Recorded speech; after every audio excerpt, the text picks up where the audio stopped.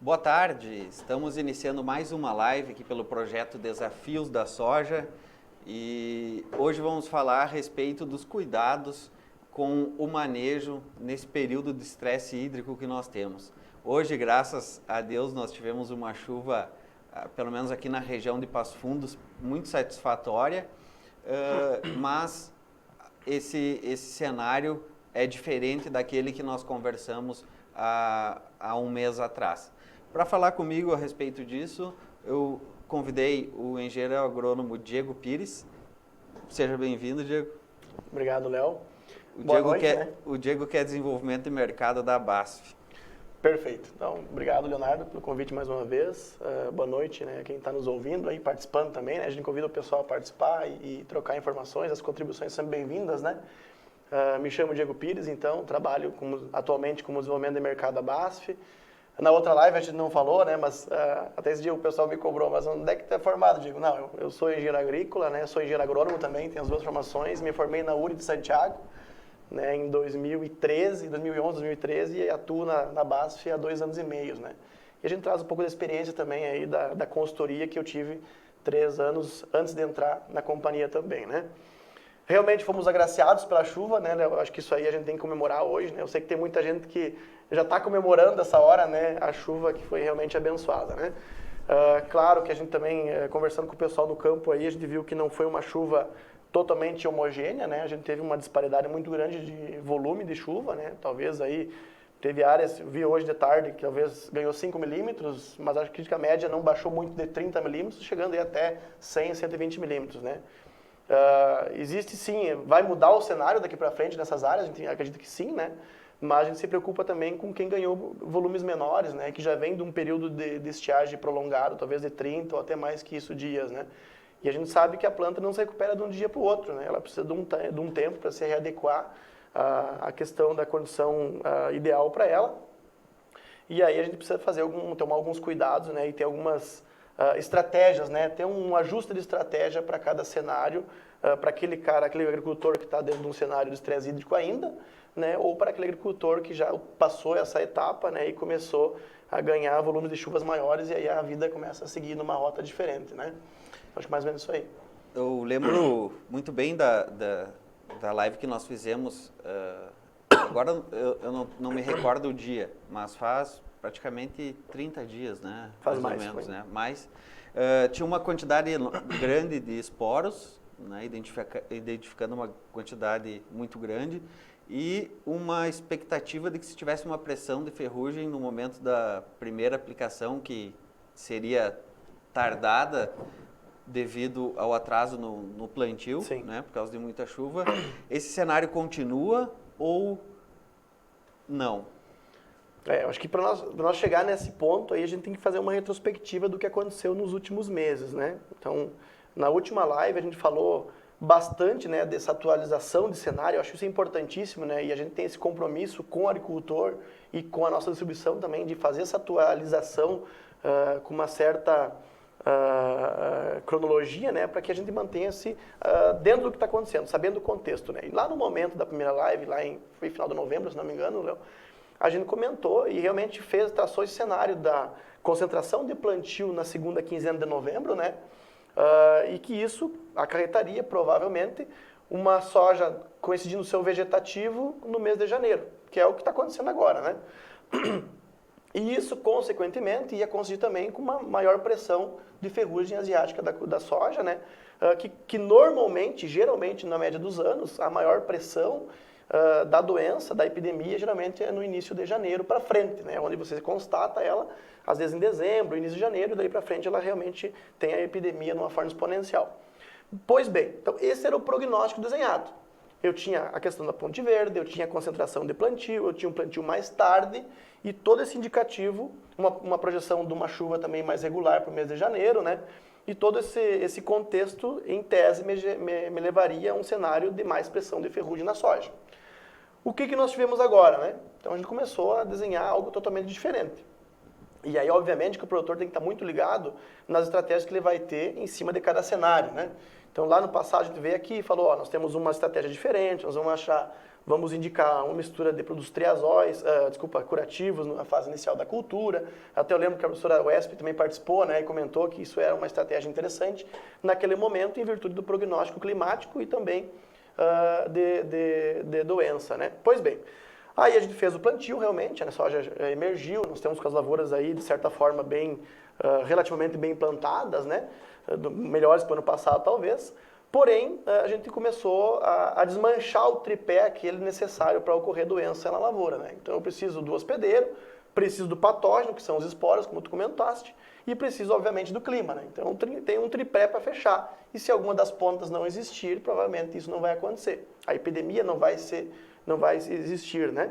Então a gente todo mundo está sabendo aí do estresse hídrico que a gente passou nos últimos 30 dias na maioria das áreas. E os prognósticos, né, de chuva eram acima da média. Acima da média. Para novembro, dezembro e janeiro dentro do normal e fevereiro abaixo da média. Esse era o prognóstico climático. Né? Exatamente. Então até hoje de tarde a gente estava conversando com o Sérgio Schneider, que de repente até pode estar nos assistindo agora. No histórico de chuva que ele tem, nas análises deles, né, ele até comenta que o dezembro, historicamente, ele é um pouco mais seco, né? É normal a gente ter uma estiagem em dezembro, né, talvez de 15, 20 dias, né? Mas o janeiro, historicamente, é chuvoso, né? E esse ano a gente teve essa seca prolongada, né, que pegou o dezembro aí e também se alastrou para o janeiro, né? Mas enfim, voltando ao assunto, né? Obviamente você tem esse tripé destruído, então, onde eu tenho o hospedeiro, que é a nossa soja, né? Eu tenho o nível de esporo chegando na cultura também, ele mudou. Lá em novembro, né, a gente tinha um nível de esporo muito, muito mais alto, né, realmente impactava isso, e isso veio diminuindo de acordo com a questão climática. É óbvio que eu não consigo ter um ambiente adequado para a evolução de algumas doenças, né? Eu não posso esperar uma explosão da epidemia de ferrugem da soja quando eu não tenho um clima adequado ideal, né, para a questão da doença, né? Por outro lado, também eu não tenho como abandonar a minha lavoura, né? O agricultor ele faz um investimento muito grande até essa fase da cultura, né? Nós estamos hoje na média das lavouras aí talvez entre V6 e um R1, talvez, né, no R2 em algumas situações, salvo aquelas lavouras plantadas em outubro, né, que estão mais adiantadas. Acho que a média das lavouras é mais ou menos isso aí. Áreas V4, V6 é vegetativo até o início do florescimento, né? E aí o cenário muda, né? Então eu venho de um prognóstico, tenho um estresse hídrico prolongado, que ele me vai de 20 a 25 dias, né? E eu começo a ter que desenhar ou redesenhar as minhas estratégias, né? Porque nesse momento talvez eu não tenha aquela epidemia instalada que eu tinha projetado, e obviamente que as ferramentas que eu uso no campo elas devem ser adequadas ao cenário que eu estou trabalhando. E a gente se preocupa muito, Léo, assim, com a eficiência das ferramentas, mas principalmente como a cultura vai responder. E isso é uma responsabilidade que a gente tem com o agricultor. A gente trabalha para o agricultor, já falamos isso num outro momento, né? A gente trabalha para o agricultor e essas informações mais afinadas precisam chegar ao nosso cliente final, que é o agricultor, né? Então, a gente vem se ajustando ao novo cenário, né? Daquele prognóstico lá, se mudou a realidade, temos um contexto totalmente diferente, né? Uma planta um pouco mais estressada. E dentro desse cenário de estresse hídrico também eu tenho uma variabilidade muito grande, né? Então ontem eu até comentei contigo, a gente vinha de Ijuí, eu saí de Ijuí lá, demorei 3 horas e meia para chegar em Passo Fundo, né? Olhando lavouras e analisando cada cenário. E a variabilidade das lavouras de Ijuí a Passo Fundo é muito grande. Quem anda para 285 aí deve estar olhando isso aí também. Eu tenho áreas que realmente está sob um estresse hídrico muito forte, né? Que tem perdas acentuadas, que realmente tem abortamento de folhas, tem perda de bacheiro, flores e etc., né? Os componentes de rendimento. Mas tem áreas ainda que não sentiram acentuadamente a estiagem, que a partir dessa chuva a vida vai seguir quase que normalmente, né? Claro que isso tem várias variáveis que atuam sobre isso, né? O sistema produtivo do agricultor, onde eu até coloquei uma foto lá com palha, né? Choveu? Não choveu, apenas tem um pouco de palha a mais, né? Mas em algumas situações não é mais suficiente, né? Então tem uma variabilidade de sistemas produtivos que o agricultor exerce, quem fez em cima de palha, quem fez em cima de pastagem, em cima de canola, enfim. E a resposta do cultivar, obviamente, é diferente. Tem a ação do cultivar, da característica do cultivar, do ciclo que ele está utilizando, né? Então esse ano realmente as cultivares de ciclo abaixo de 6, aí 5,5, ela sofreram um pouco mais realmente, né? E até as que plantaram mais cedo também estão coincidindo no seu florescimento com esse período crítico de estiagem. Então, talvez as perdas sejam mais acentuadas nesses materiais. Então, essa variabilidade de sistemas produtivos, ela impacta diretamente no resultado final do agricultor, né? Aí ele vai juntando os fatores, né? Quando que eu plantei, se plantei mais cedo ou mais tarde, a cultivar que eu utilizei, o ciclo, obviamente, né? A característica intrínseca de sistema radicular que está utilizando, né? Cultivares que tem sistema radicular mais profundo, sentir um pouco menos. O ciclo que ele está utilizando, né? Isso tudo vai impactar de como está essa planta, como é o estado que está essa planta nesse momento, após aí 25, 20, 30 dias aí de estiagem e de estresse hídrico, né? Agora, o que a gente não pode também esquecer, né, Léo, que nós viemos de um período de estresse hídrico, um período crítico de estresse hídrico, que provavelmente cessa hoje, né, com essa chuva maravilhosa que tivemos na maioria das áreas, mas que a recuperação dessa planta, ela demora uns dias para acontecer. Então, eu acho que a gente devia pensar primeiro, o que eu faço, quais os cuidados que eu tenho que fazer com uma planta, uma área, uma lavoura, que não ganhou esse volume de chuva acentuado, esse é um ponto, que vem sob estresse hídrico e não ganhou esse volume acentuado, ou que vem no estresse hídrico prolongado. Outra situação é aquele cara que não estava sofrendo estresse hídrico, que choveu 30 milímetros semana passada, porque eram pancadas, né? E que agora ganhou chuva de novo. Então, são situações totalmente diferentes. E o produtor precisa estar bem ligado nisso aí, porque a maneira com que ele vai conduzir a lavoura daqui para frente ela é diferente e principalmente a escolha das ferramentas que ele vai utilizar também precisa ser diferente.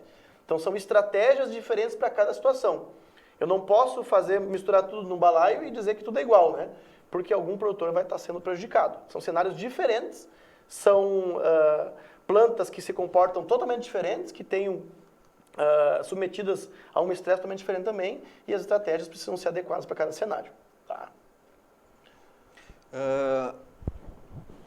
Quais são, Diego, as diferenças? Por que aquela planta que está sob estresse hídrico, ela precisa de um cuidado maior do que aquela que ganhou mais chuva?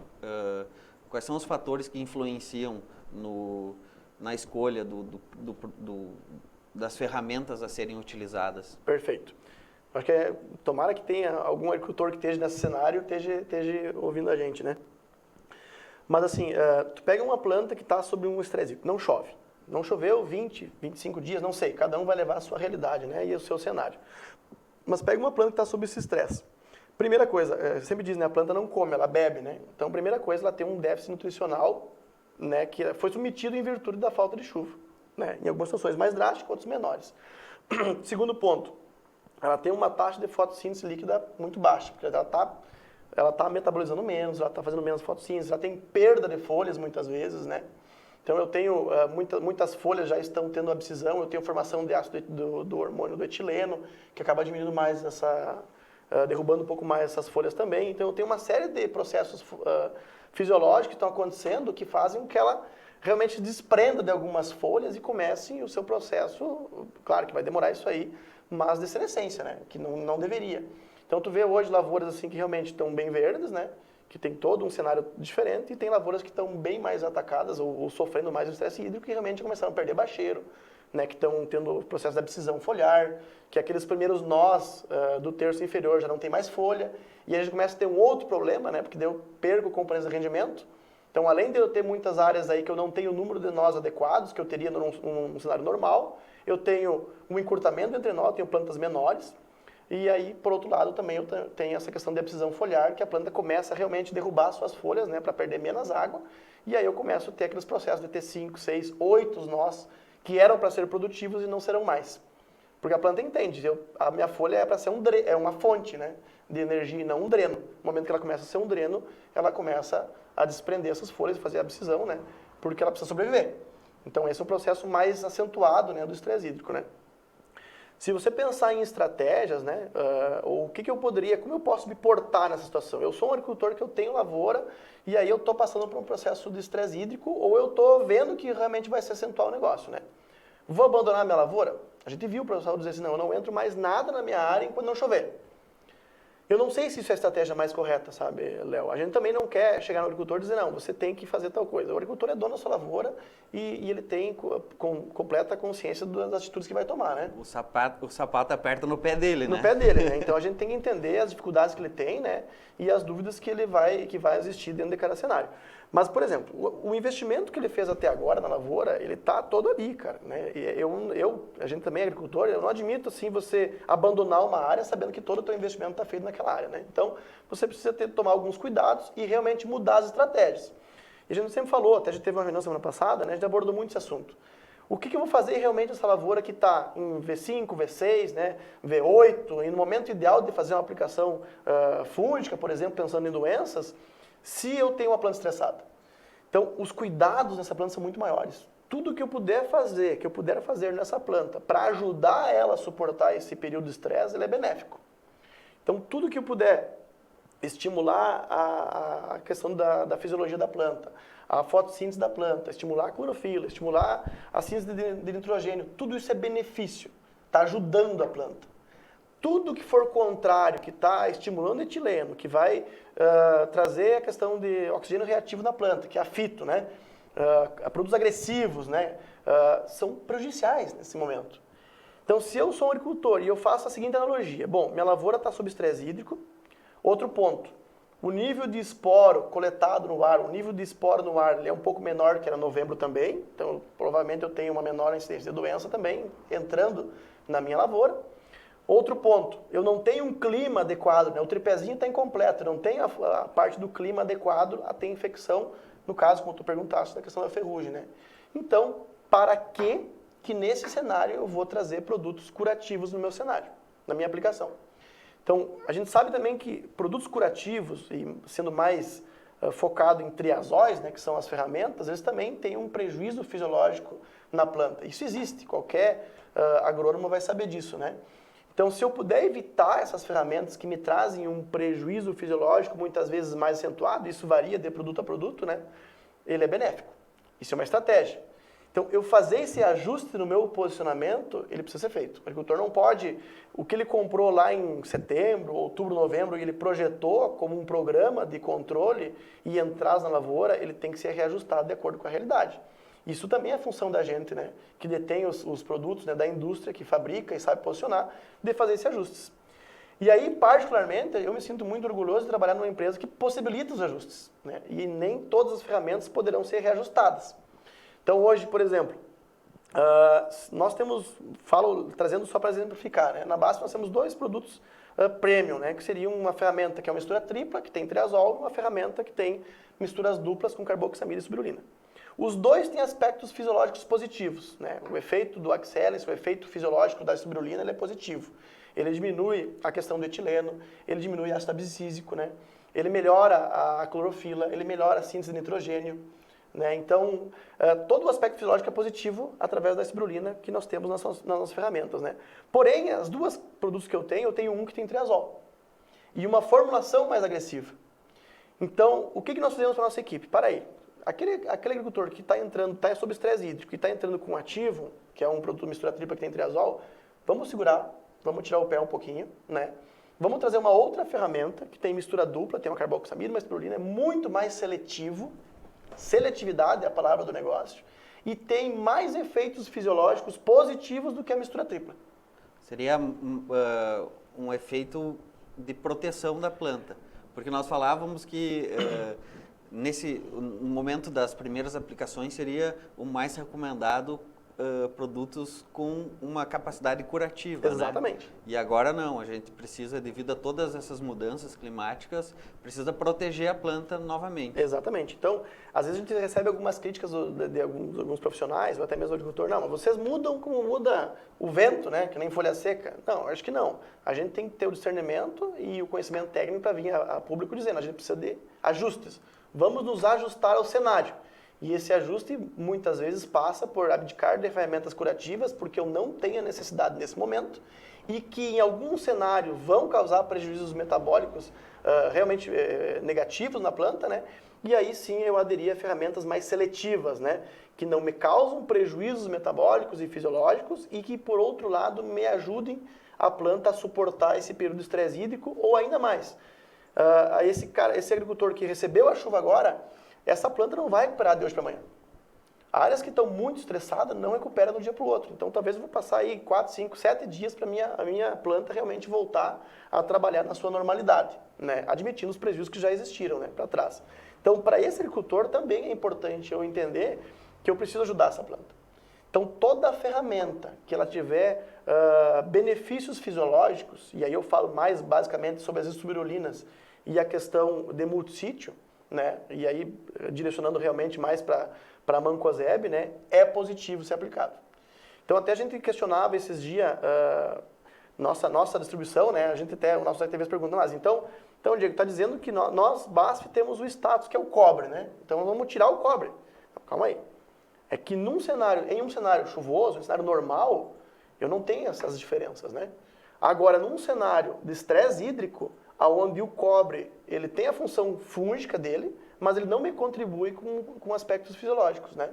Nesse cenário, então, eu posso mudar a minha ferramenta, trazer, por exemplo, um mancozeb, né, que tem zinco, tem enxofre, tem manganês, que vão me ajudar fisiologicamente, né, vão ajudar a questão do estresse dessa planta, associada a uma mistura dupla, uma carboxamida com espirulina, que é seletivo, não tem triazol, não tem prejuízos metabólicos, né, fisiológicos, e por outro lado também vamos fazer a proteção fúngica dessa lavoura.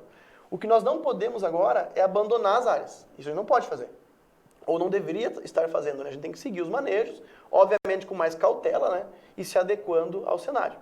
Então até nós temos um outro colega DM, o Paulo Massoni, que entrou na nossa equipe agora recentemente, né, e até ele trouxe uns dados muito positivos, né? A gente tem que recordar algumas coisas, né? E até a gente chama o pessoal da pesquisa dos mais velhos para recordar com a gente também, né? E nos ajudar nesse aspecto, que é a questão dos aspectos fisiológicos das estubirulinas, por exemplo, né? Eu me formei em 2011 na primeira faculdade, 2013 na segunda, e me criei escutando isso, tecnicamente, né? E a gente acaba esquecendo. Então hoje, por exemplo, piraclosobina, que é uma espirulina, né? Ela tem um efeito fisiológico pronunciado. Ela diminui etileno, ela melhora essa taxa fotossintética da planta. E se eu puder usar isso agora, onde ela mais precisa, é benéfico. Então, se eu pensar hoje que eu tenho um menor índice de ferrugem no campo, de esporo, né? Se eu pensar que eu tenho uma condição climática um pouco menos adequada à instalação da epidemia, à infecção realmente, né? Não que isso não vai acontecer, mas um pouco menos adequada que o ideal, né? Nos aspectos ideais, eu preciso de ferramentas que sejam, primeira coisa, seletivas. Segundo ponto, vamos abdicar da curatividade nesse momento, porque ou eu tenho muito pouca doença instalada ou nada, né, incubada na planta. E segundo, que eu posso também tirar a questão dos triazóis, que eu comentei contigo, né, que tem efeito negativo fisiologicamente em algumas situações, e pensar na proteção e não na curatividade para esse momento. E agora me surgiu uma dúvida. E se o produtor já comprou esses produtos, o que ele pode fazer? Léo, assim, ó, o produtor, isso é positivo, né? A organização, o produtor é muito organizado, né? Ele realmente se programa antes, ele faz suas compras antecipadamente, né? Pensando que ele vai ter uma safra teoricamente cheia, todo mundo planta para ter uma colheita cheia, né? E aí, obviamente, ele é surpreendido, né, por uma estiagem aí, e com uma mudança de cenário drástica, né, como a gente vinha tendo um prognóstico, né. O que a gente pode falar para o agricultor é que ele precisa procurar um profissional. Primeira coisa, procure alguém que consiga conversar de uma maneira franca com ele, né, e entender qual é o cenário que ele está ultrapassando agora, ele está passando na lavoura, né. Então, eu estou sofrendo com a estiagem, eu preciso fazer um ajuste? Sendo bem sincero, eu acredito que todo agricultor, ou na sua maioria, ele precisa olhar para o que ele tem comprado, olhar para a lavoura dele, e ele vai ter diversidade dos talhões, obviamente, né, porque nem todos choveu igualmente, né, na maioria das áreas, e realmente traçar uma estratégia diferente. Um pouco empurrar essa aplicação mais para frente. Por que não, né? Eu vim aqui lá na nossa live anterior dizer que nós tínhamos uma associação de orquestra com versáteis pensando num prognóstico de mais doença nesse momento de agora, que seria agora, sim, dia 10 de janeiro, início de novembro, né? E hoje volto aqui para dizer o seguinte, não, calma aí. Na maioria das áreas, talvez 80% delas, que estavam sob estresse hídrico, não é a melhor associação trazer o versáteis para o início. E sim pegar uma orquestra que tem um aspecto preventivo muito grande, tem aspectos fisiológicos pronunciados e associar um mancozeb. E nem o status do nosso portfólio. Agora, tem agricultor, como tu mesmo comentou, né, às vezes divisa de estrada, o cara ganhou 30 milímetros e o cara ganhou 3 semana passada, ou 10 dias antes, né? Esse cara não está sofrendo sobre falta de chuva, né? Então a planta provavelmente não deve estar tão estressada. Então esse cara ele pode seguir vida normal ainda, né? Ou ele pode fazer ou ter um outro ajuste, né? Ele pode trazer uma ferramenta talvez um pouco mais agressiva, enfim, né? Então o que a gente pode dizer para os agricultores é o seguinte, ó, cuidem com as estratégias que serão utilizadas, né? Façam um ajuste, né? Vamos pensar em ferramentas que me ajudem a planta, né? Tudo que eu puder fazer agora para ajudar é benéfico. Isso tudo que tu falou até esse momento é relacionado mais à ferrugem asiática. Ou doenças de final de ciclo também, ou de início de ciclo, né? Sim, eu tenho sempre a dúvida de... esse posicionamento também serve para isso? Com certeza.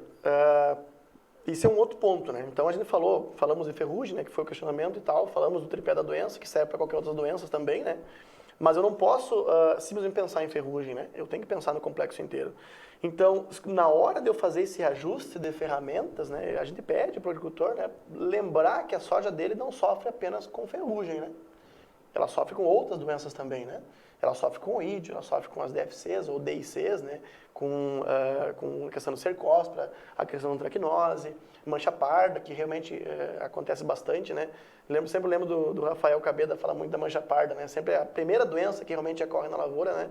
Então, vamos lembrar do complexo inteiro e vamos, não digo esquecer, não vamos esquecer a ferrugem, né? Vamos lembrar dela, mas vamos dar importância para o complexo inteiro, assim como a gente dá para a ferrugem. Vamos lembrar que a soja, ela está submetida a toda e qualquer doença que tiver no ambiente dela, né? Não somente a ferrugem asiática. Então, eu preciso realmente fazer essa prevenção, né? Ou o controle dessas doenças. E esse controle passa por eu pegar uma ferramenta de amplo espectro que realmente me controle todas essas doenças. Eu não vou atirar num único alvo, eu vou proteger de vários alvos, né? Então, a gente até viu, conversou semana passada, até na região do Espumoso, né?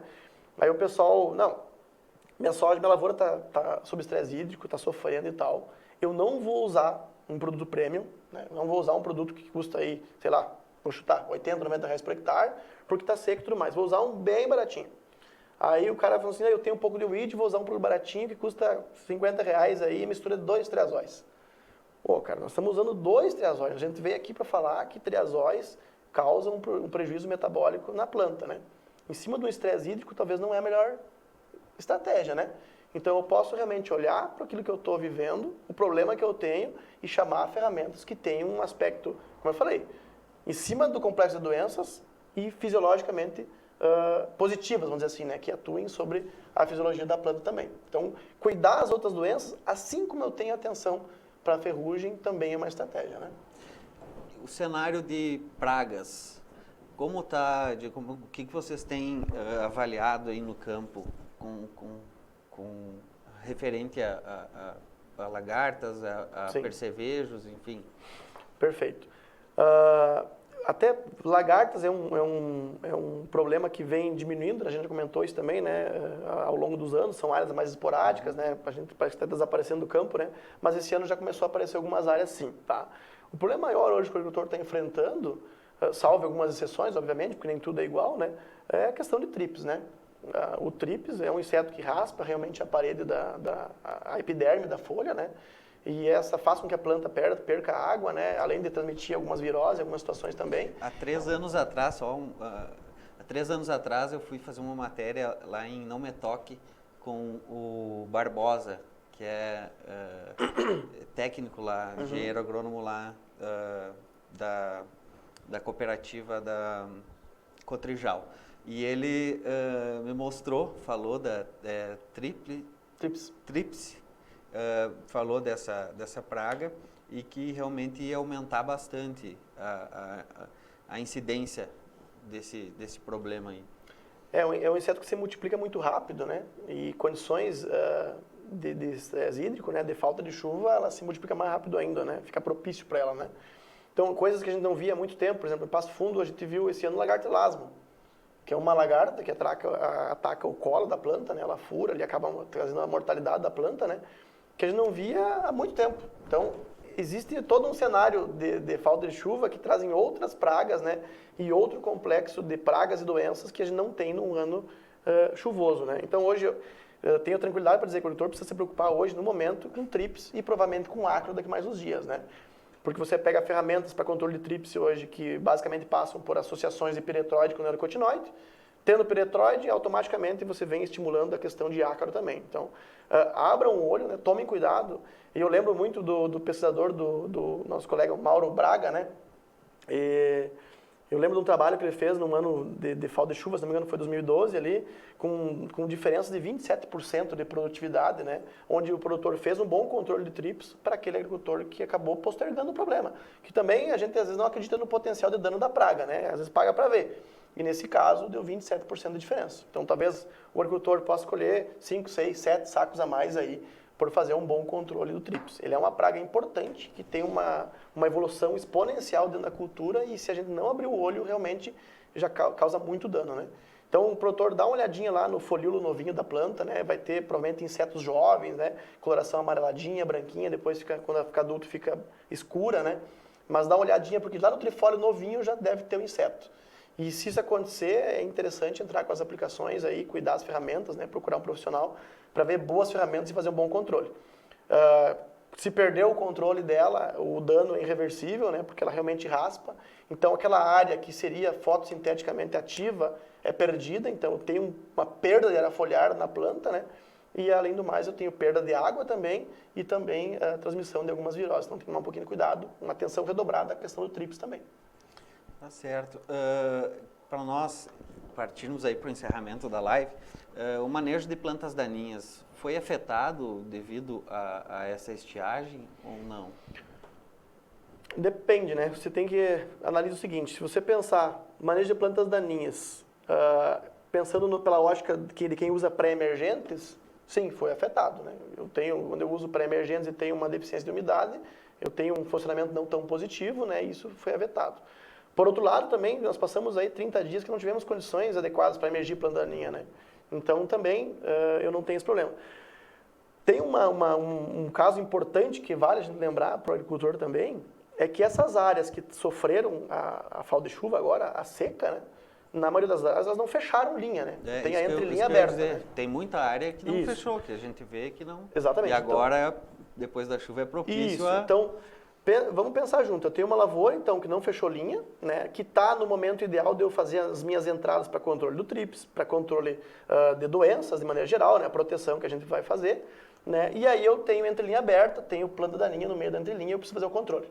Isso acontece, o produtor sabe disso, é normal eu usar glifosato, fungicida, herbicida, etc. Então, tomar cuidado com essas associações, né? Então, produtos oleosos aí que eu vou estar associando na mistura, em algumas situações pode aumentar nível de fitotoxicidade. Tá? Então, cuidar produtos oleosos. Não vou citar nomes aqui, mas formulações oleosas, no nosso caso, basta, a gente tem o ativo, né? Tomar um pouquinho de cuidado nessas associações para quem está sob estresse hídrico, né? Então, é um ponto. Outra coisa, produtos oleosos em aplicação com orvalho. Tomar cuidado também, porque eu tenho a formação de gotículas na base na bordadura da folha e muitas vezes eu tenho a questão da fitotoxicidade em cima do orvalho. Qual é o melhor momento para aplicar esse produto? Beleza. Ou a melhor condição climática? Tem duas óticas, né? Até lembrar o professor Madalosso, né, que ele também falou essa semana, ele fez uma live no Facebook, no YouTube, ali, ele gravou um vídeo bem legal, falando, né, porque eu tenho que olhar para os dois lados. Primeiro, é fora da planta, é um ponto, que aí é a tecnologia de aplicação de produtos, né, e depois dentro da planta. Nós falamos bastante até agora de como a planta está se comportando internamente, né? Agora, se eu me perguntasse, né, qual é o momento, eu preciso olhar para fora da planta. Então, eu vou escolher o horário da aplicação pensando na maior vida útil da gota. Então, se eu vou aplicar durante a noite, eu posso ter uma condição mais adequada para a vida útil dessa gota. Então, consequentemente, eu posso trabalhar com gotas menores e volumes de calda um pouco menores, porque essa gota desidrata menos, né? Agora, se eu vou trabalhar em horários mais críticos, né, uma situação de temperatura mais alta, umidade relativa maior, a melhor estratégia talvez seja aumentar o volume de calda, e aí tomar cuidado com o volume de calda baixo, realmente, né? Aumentar o volume de calda e também aumentar o tamanho dessa gota, né? Porque aí eu consigo ter uma vida útil maior dessa gota também na hora da pulverização. Outro cuidado a gente fala bastante, né? Estresse hídrico. Quem está, lavouras que ainda não se recuperaram, que estão sob efeito do estresse hídrico também, eu tenho uma camada, uma cutícula mais espessa na planta também, eu tenho formação de pelos na planta para não perder a umidade, né? Então, tudo que ela fizer para bater menos vento e desidratar é benéfico, então ela cria mais pelosidade também. Então, tomar cuidado para que realmente essa aplicação seja efetiva, que ela chegue na folha, né? Ela chegue na epiderme da folha e ela consiga ser absorvida e penetrada, né? Então, tomar muito cuidado. A gente vê do pessoal o seguinte, não, eu vou tirar o óleo, né? Ah, secou, eu tenho medo de fito, tira o óleo, diminui o óleo.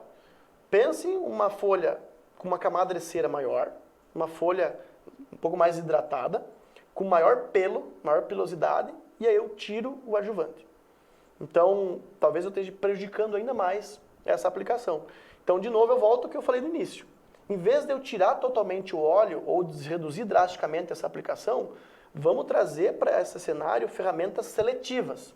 Formulações SC, por exemplo, né, evitar o CE, o EC, né, o concentrado emocionável e tal, e produtos agressivos, mas tentar preservar o adjuvante, né, o óleo da minha cauda, né, porque isso também vai estar diretamente ligado ao sucesso, à questão de absorção, penetração dessa gota também. Então são dois aspectos. Primeiro, olhar para fora da planta, tudo que eu puder fazer benéfico para mim ter uma vida útil da gota maior e realmente ter uma pulverização adequada. E segundo, olhar dentro da planta como ela vai se comportar essa aplicação que eu estou fazendo. Se isso vai ser benéfico ou vai ter um prejuízo para essa plantinha, né? Tá certo. Acho que nós estamos chegando perto de 40 minutos aí da live. Quero aproveitar e fazer o convite, se alguém tem alguma dúvida aí, sinta-se à vontade para perguntar para o Diego, aproveite esse momento. Assim como considerações também, né, Diego? A gente está aberto aqui para receber considerações também. Algum aspecto que a gente não falou, Diego, que você gostaria de falar? Ou a gente já tocou, falou sobre todos os assuntos que são pertinentes a esse momento? Eu acho assim, Léo, que a gente, acho que como uma consideração, assim, a grande preocupação que nós temos é em não errar.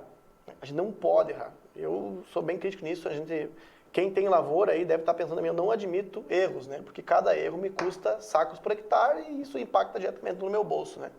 E o não errar, ele passa por eu realmente analisar a minha situação, como é que está a minha lavoura, que estágio ela está, qual é as doenças que podem interagir nela, qual é os insetos que estão atacando ela, quais as pragas e moléstias que realmente possam me causar dano nesse momento para esse cenário, né? Então a gente pede para o agricultor realmente dar uma parada, analisar qual é o cenário que tem, aquilo que eu projetei para aplicar lá em setembro, agosto, outubro, não sei, ele serve para o cenário de agora? Isso é uma pergunta que a gente tem que fazer, né? Aquele produto que eu estou pensando em usar, ele vai me ajudar? Ele vai resolver o meu problema? Esse é um ponto. E segundo, ele vai ajudar a minha planta? Então, vamos fazer esse raciocínio e aí sim pensar na solução. Então, talvez ajustar o posicionamento não é feio. Ele é estratégico, né? É técnico, é agronômico fazer isso, né? Então, vamos exercer a agronomia realmente e fazer esses ajustes necessários para que o agricultor tenha o sucesso em tudo aquilo que ele estiver aplicando na lavoura. E não somente gastando, né? Porque o mau investimento é aquele que não dá certo, né? Então, vamos realmente investir estrategicamente, né? Sendo bem instruído, fazer algo que realmente consiga contribuir para me ajudar no controle das moléstias e das pragas, que isso é pertinente e não deve ser abandonado em nenhum momento, né? Porque todo o meu investimento está ali. E segundo ponto, se esse controle for feito com a estratégia que ele adotou, se aquilo realmente vai me ajudar. Vai ajudar fisiologicamente a minha planta. Se ele vai diminuir a queda de folha, se ele vai permitir com que essa planta ela sobreviva ao estresse, se ele vai me ajudar na pega de flores, se ele vai me ajudar em não ter precisão foliar, não desprender folhas, né? Então, vamos pensar em conjunto nisso aí para realmente fazer uma escolha de uma estratégia assertiva que me traga benefícios e não malefícios. Ajustes são necessários. A gente sempre diz isso. E se tiver que falar 10 vezes, a gente vai falar. Vamos ajustar, vamos colocar a melhor ferramenta para que todo mundo vá bem e tenha sucesso nas suas escolhas, né?